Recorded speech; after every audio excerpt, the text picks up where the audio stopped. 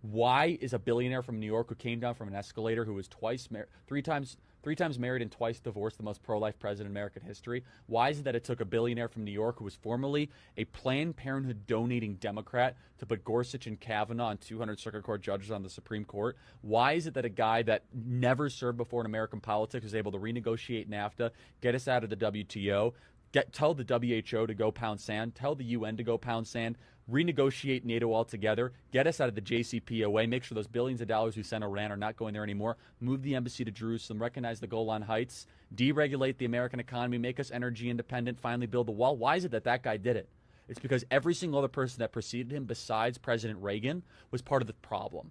They were part of the very same community of people that were Ivy League educated, said one thing and did another, were part of the ruling class that protected the agency, protected the Bureau, protected the DOJ. And as long as you said the right things and kept the deficits going, raised the taxes, deteriorated the industrial base, boosted Wall Street profits, kept the borders wide open so that we could have foreign nationals domiciling in our country that do not share our values, eventually get benefits, their kids can vote against our own values, then things will be just fine. Why is it that this guy is different? It's because unlike any other president, he could have been in the ruling class. He said no thanks.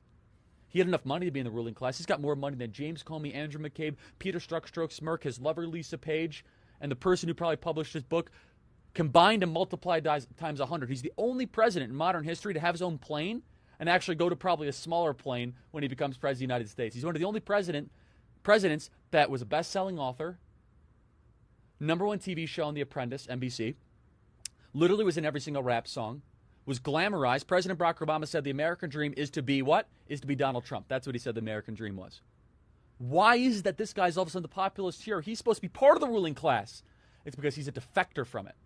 It's because he was in the dinners, he was in the cocktail parties, he heard the language, he heard the contempt that the ruling class, the Wall Street financiers, the Washington, D.C. lobbyists, and the Silicon Valley elites that he had to be around. He knew the contempt that they had for the plumber, electrician, the carpenter, the bricklayer, and the person building the very same building that he was financing.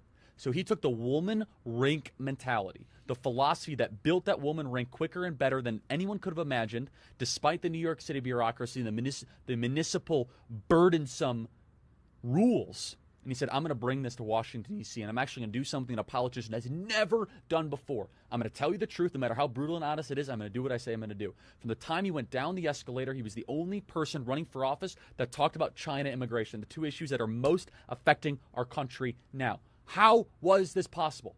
Because he listened to the very people the ruling class hated.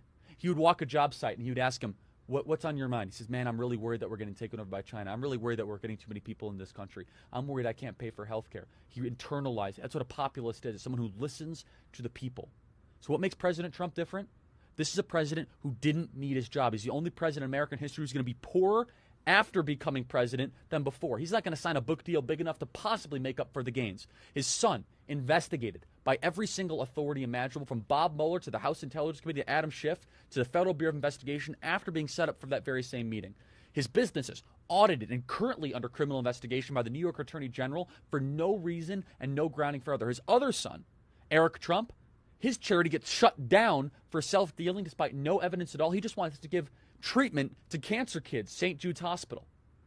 His 11-year-old son, under constant and daily attacks for just existing as a teenager or early, a 12 or 13-year-old in this society. How dare he live?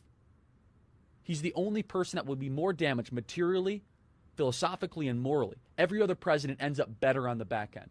They end up being able to write their stoic journal and drama and being better respected. This guy is a vessel for us. A vessel for those of us that have nothing but resentment for the kingdom of Washington, D.C. The type of people that think everything is just perfectly fine because we just built a Hermes. Hermes is now in Reston, Virginia. Don't you know? Louis Vuitton's in Fairfax County, everybody. Things are great. Didn't you know that we literally have Dolce & Gabbana now in Georgetown? Things must be wonderful. You go into Washington, D.C., the cranes are as far as you can possibly see. The construction cranes, they're trying to rebuild the Parthenon, the Giza pyramids quicker than anything I've ever seen. It's More construction happening in D.C. perpetually. Why? It's the only place in America. This is why 8 out of 10 of the wealthiest counties in America are around Washington, D.C. It's the only place in America where they get richer at gunpoint. They have a multi-trillion-dollar cash flow happening into their center, into their power structure every single year, not because we want it. If Chicago and Minneapolis and Detroit, if people get rich there, they have to convince you to buy their products. Maybe it's manufacturing, maybe it's automobiles, maybe it's Best Buy, which is, of course, a Minneapolis company. But Washington, D.C. is different. They do it at gunpoint. This is why Trump is different, and that's why I wrote the book.